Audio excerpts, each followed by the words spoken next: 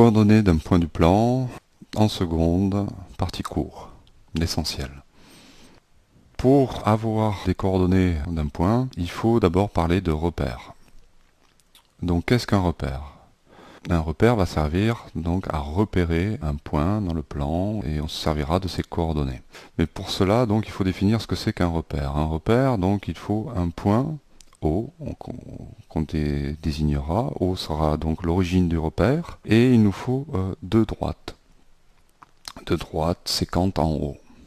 On pourrait prendre n'importe quelle deux droites, peu importe leur orientation, peu importe l'angle qu'elles font entre elles.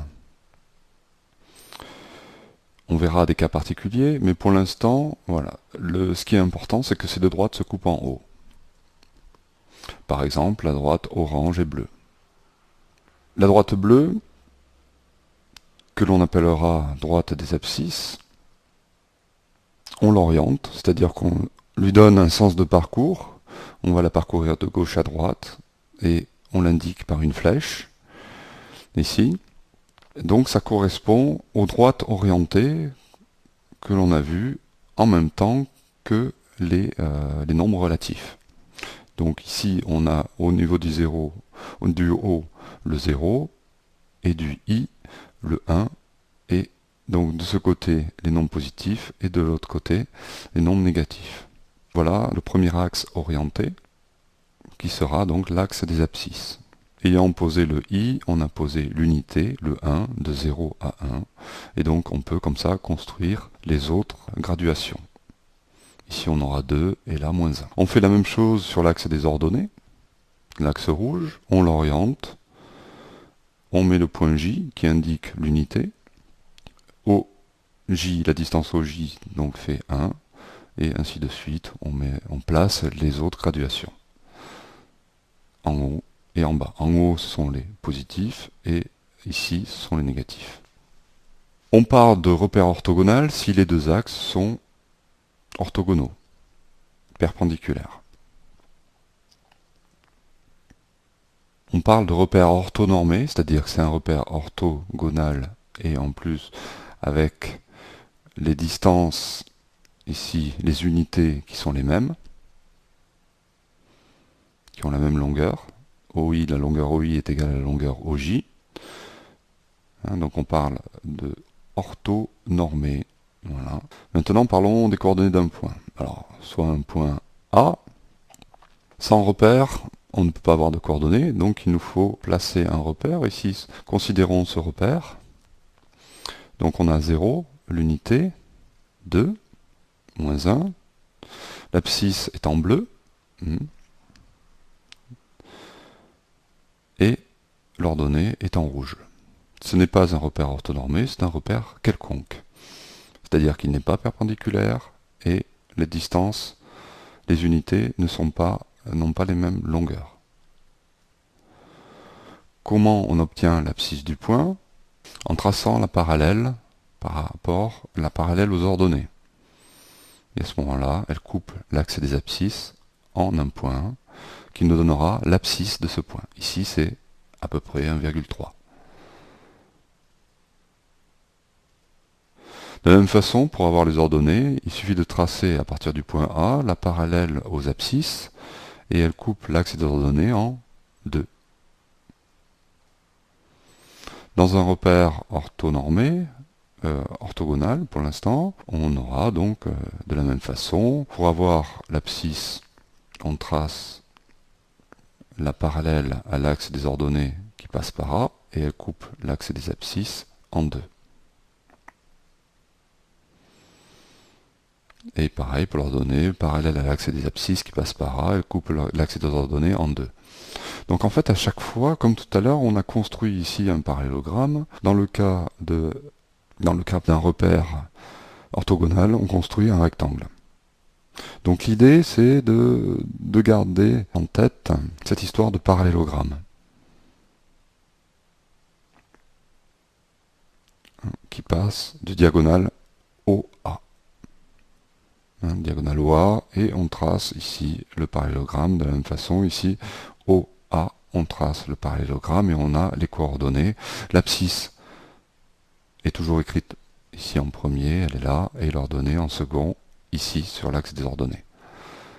Donc bien repérer axe des abscisses, bien distinguer axe des abscisses et axe des ordonnées. Et savoir tracer un parallélogramme. Maintenant, donc repérer un point, ici le point A est sur l'axe des abscisses. Comme il est sur l'axe des abscisses, eh bien son ordonnée est nulle. Et son abscisse vaut 3.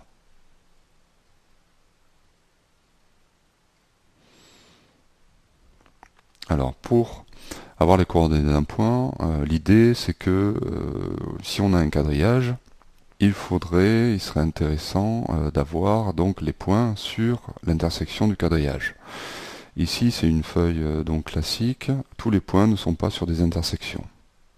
Donc on aura des valeurs approchées des abscisses et des ordonnées.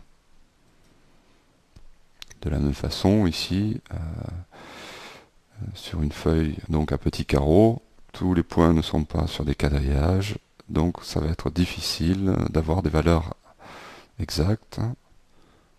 On donnera toujours des valeurs approchées. De toute façon, en règle générale, la lecture sur un graphique ne donne que des valeurs approchées. Donc là, ici, on prend un repère de orthonormé, de 1 carreau d'unité de longueur. Ici, j'ai pris la même chose, mais avec 2 carreaux d'unité de longueur. Donc ne soyez pas gênés par ça. On peut changer les unités. Le tout, c'est que après les coordonnées donc sont données en fonction de ces unités. Je reviens un peu en arrière. Prenons ce point qui est à peu près, considérons que c'est sur l'intersection. Ici, ce point, si on trace donc le rectangle, là, pour avoir les coordonnées, l'abscisse étant ici, l'ordonnée étant là, l'abscisse sera de 2 et l'ordonnée de moins 3. Dans ce repère, où les unités sont inscrites, sont 1 carreau. Dans ce repère, donc on aura 1 et 1,5. C'est cohérent, même si les coordonnées sont différentes, c'est pas grave, mais c'est cohérent parce que les unités, elles, ont changé. Voyons maintenant le cas particulier de coordonnées d'un milieu de 2 points, donc dans un repère quelconque. Ici, le repère est orthonormé. Bon. Donc ce n'est pas un repère quelconque. La propriété dit que le milieu donc de AB, les coordonnées de I, a pour abscisse la moyenne des abscisses et a pour ordonnée la moyenne des ordonnées. Donc c'est facile à retenir. Mais il faut penser à la moyenne. Voilà. Moyenne des abscisses, moyenne des ordonnées. Donc voilà plutôt un cas quelconque. Donc le repère, lui, n'est pas orthonormé. Les axes donc, ne sont pas orthogonaux. Ici, on a A et B, I le milieu. Ici, je l'ai codé. Et on trace à chaque fois donc les parallélogrammes. Ici pour I et pour B. Voilà. Donc le parallélogramme rouge pour le point A, le parallélogramme noir pour le point I et le parallélogramme bleu, qui n'est pas... Tout n'est pas bleu, mais c'est pas grave. On l'imagine ici le parallélogramme bleu pour donc le point B. Pour montrer cette propriété des coordonnées, il suffirait d'utiliser le théorème des milieux ou le théorème de Thalès.